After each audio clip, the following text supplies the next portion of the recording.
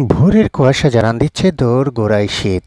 রাতের আবহাওয়া গরম থাকলেও শেষ রাত থেকে ঠান্ডা পড়তে শুরু করে। এই ঠান্ডা গরমে হঠাৎ ঠান্ডা জ্বরে আক্রান্ত হতে পারে যে কেউ। নমস্কার সবাইকে, আশা করছি সবাই ভালো আছেন।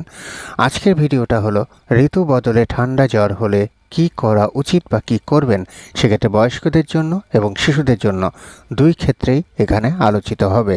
সর্দি কাশি অন্যান্য ভাইরাসে আক্রান্ত হওয়ার সম্ভাবনাও কিন্তু ঋতু পরিবর্তনের সাথে সাথে তৈরি হয়।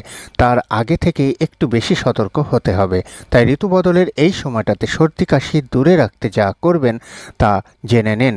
কখনো ঠান্ডা জ্বর হয়নি এমন মানুষ মনে হয় কোথাও খুঁজে পাওয়া যাবে না। জ্বর কিন্তু আসলে কোনো রোগ নয়। জ্বর কিন্তু আসলে কোনো রোগ নয়, বরং এটি বিভিন্ন রোগের একটি উপসর্গ।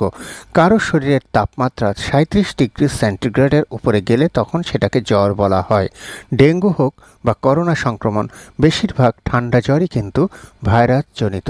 তাই আসুন জেনে নিই বয়স্কদের ক্ষেত্রে এবং শিশুদের ক্ষেত্রে ঋতু বদলে ঠান্ডা জ্বর হলে যা করবেন। বয়স্কদের ক্ষেত্রে কি হয় দেখেন, বা কি করবেন।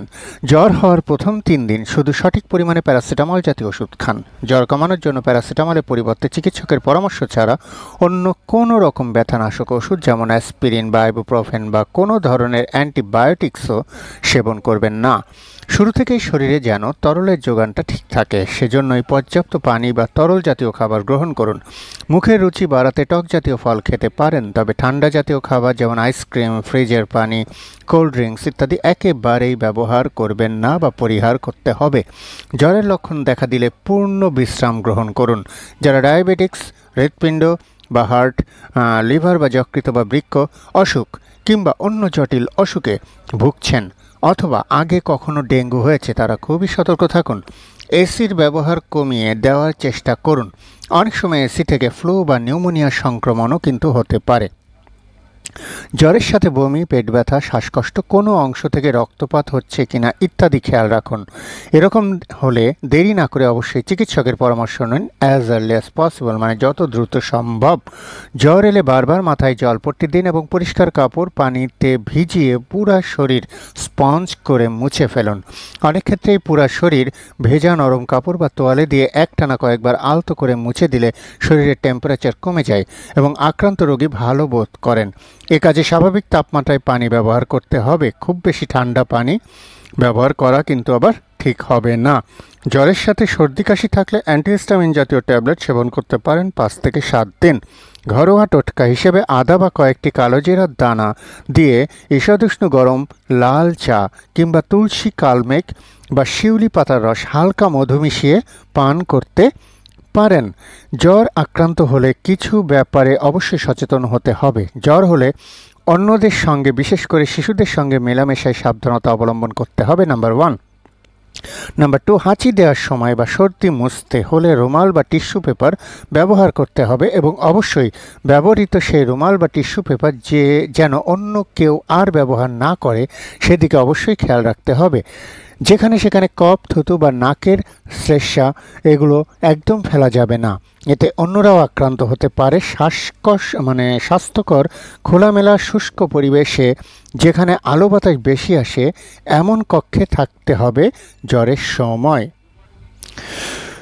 যাদের আগে করোনা হয়েছে, করোনা ভাইরাসে আক্রান্ত ব্যক্তি যারা বাড়িতে থেকে সুস্থ হয়ে গিয়েছেন বা হাসপাতালে থেকে অবস্থার উন্নতির পর বাসায় এসেছেন, তাদের পুনরায় সংক্রমণের ঝুঁকি নেই এমনটা ভাবা কিন্তু ভুল। তাদের জ্বর, কাশি প্রভৃতির ক্ষেত্রেও লক্ষণ ও ইতিহাস অনুযায়ী পরীক্ষা নিরীক্ষা, আইসোলেশন ও চিকিৎসার ব্যবস্থা নিতে হবে। এমনিতেও করোনা থেকে সেরে ওঠার পর নিউমোনিয়া সহ কিছু জটিলতার আশঙ্কা কিন্তু থেকে যায়। তাই কিছুদিন চিকিৎসকের পরামর্শ নেওয়া উচিত, সতর্ক থাকা উচিত। শিশুদের ক্ষেত্রে কি করবেন। জ্বরের সময় পানিশূন্যতা প্রতিরোধে মায়ের দুধ পান করে এমন শিশুদের ঘন ঘন মায়ের দুধ খাওয়ান। এই সময় যেসব শিশু মায়ের দুধ পান করে সেই মাকেও সাবধানতার সঙ্গে চলাফেরা ও পর্যাপ্ত খাওয়া দাওয়া করতে হবে। শিশুকে হালকা গরম পানি দিয়ে দ্রুত সময়ের মধ্যে গোসল করাতে পারেন। দরকার হলে কিছু সময় পর পর জলপট্টি দিতে পারেন। চিকিৎসকের পরামর্শ মোতাবেক শিশুর বয়স ও ওজন অনুযায়ী প্যারাসিটামল সিরাপ বা পেডিয়াট্রিক ড্রপ খাওয়ান। ছোট শিশুকে সর্দি কাশির সিরাপ, যেটা মাঝে জ্বর কমানোর উপাদান আছে তা সেবন করানো থেকে বিরত থাকুন। এতে জ্বরের ওষুধের মাত্রাতিরিক্ত সেবন হয়ে যেতে পারে, মানে ওভারডোজ হয়ে যেতে পারে। শিশুর ঘরের তাপমাত্রা আরামদায়ক রাখুন, 18 থেকে 25 ডিগ্রি। জানালা খুলে যথেষ্ট আলো বাতাস চলাচলের ব্যবস্থা রাখুন। প্রয়োজনে ফ্যান ছেড়ে দিতে পারেন। জ্বর হলে শিশুকে অতিরিক্ত কাপড় চোপড়, কাঁথা বা চাদর দিয়ে ঢেকে রাখার প্রয়োজন নেই। বিশেষ করে শিশুর মাথা না ঢেকেই রাখা উচিত, কারণ ছোট শিশুদের ক্ষেত্রে মাথা থেকেই তাপ বেশি নির্গত হয়।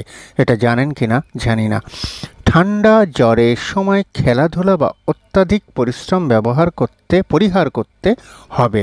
প্রয়োজনে স্কুল থেকে ছুটি নিয়ে কিছুদিন বিশ্রাম নিতে হবে। অতিরিক্ত সর্দি কাশি হলে অ্যান্টিহিস্টামিন জাতীয় সিরাপ সেবন করতে পারেন। আশা করছি আপনাদের ভিডিওটা ভালো লেগেছে এবং উপকারে আসবে। বিশেষ করে ঋতু পরিবর্তন হচ্ছে, মানে সিজন চেঞ্জ হচ্ছে। অনেক সময় দেখা যাচ্ছে ভোরের দিকে ঠান্ডা পড়ছে, আবার কিছু সময় পরে আবার গরম হয়ে যাচ্ছে টেম্পারেচার। এই ঠান্ডা এবং গরম থেকেই কিন্তু অসংখ্য মানুষ, বিশেষ করে বয়স্ক এবং শিশুরা আক্রান্ত হচ্ছে বিভিন্ন ভাইরাসজনিত ঠান্ডা জ্বরে। সো এইখান থেকে পরিত্যাগ পেতে হলে অবশ্যই নিজেকে সচেতন থাকতে হবে, আর অবশ্যই বাইরে মাস্ক ছাড়া বেরোবেন না। কারণ যাদের অনেকের আছে ঠান্ডা জ্বর কাশি হাঁচি এগুলো লেগেই আছে, এগুলো সবই কিন্তু ভাইরাসজনিত হতে পারে। সো আপনি যদি সচেতন থাকেন, আপনি যদি মাস্ক পরে বেরোন, তাহলে তাদের থেকে আপনি সংক্রমিত হওয়ার চান্সটা থেকে আপনি বেঁচে যাবেন, বা আপনিও কম রিস্কে থাকবেন। তাই সবাই ভালো থাকবেন, সুস্থ থাকবেন।